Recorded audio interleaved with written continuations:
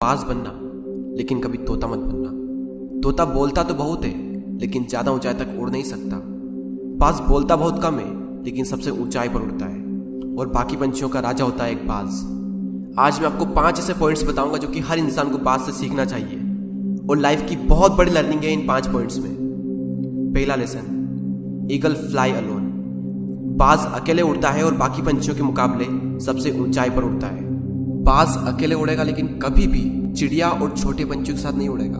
बाज हमेशा या तो बाज के साथ उड़ता है या फिर अकेला उड़ता है। और इस समय यह सीख मिलती है कि छोटी सोच वाले लोगों से हमेशा दूर रहें और अकेले रहो, क्योंकि यही वो समय है जब खुद को जानने का असली मौका मिलता है।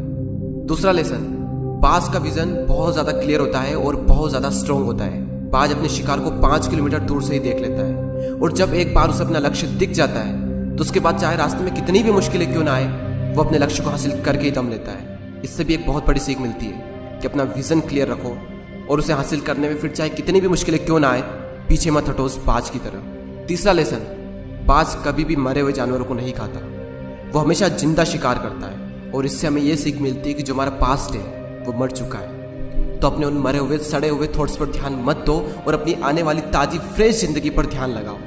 अपने पास्ट की पुरानी यादें जो तुम्हें तंग करती है उन्हें वही रहने दो जहां पर उसकी जगह है, और तुम्हारे पास्ट की जगह है तुम्हारे पास्ट में, उसे वर्तमान में जगह मत दो।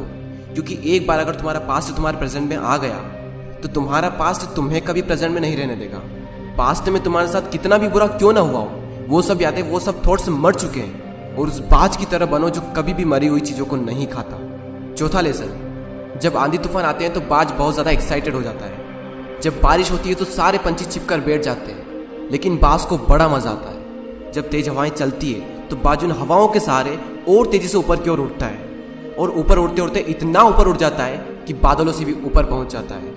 और इससे भी एक बहुत बड़ी सीख मिलती है कि मुसीबत में मजा ढूंढो।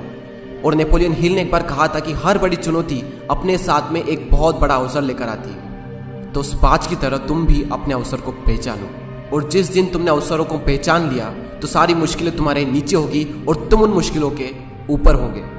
फिफ्थ लेसन, बाज अपने घोंसलों में से सॉफ्ट घास को हमेशा निकाल देता है ताकि बाज का जो बच्चा होता है वो उसमें कंफर्टेबल ना हो सके, क्योंकि अगर वो घोंसले में कंफर्टेबल हो गया तो वो वहीं रहना पसंद करेगा। लेकिन बाज ऐसा कभी होने नहीं देता। बाज एक पंछी है और उसे भी ये बात पता है कि there is no growth in comfort zone. लेकिन हम तो इंसान है ना, और इंसान होने के बावजूद भी कई सारे लोग इस बात को समझते ही नहीं।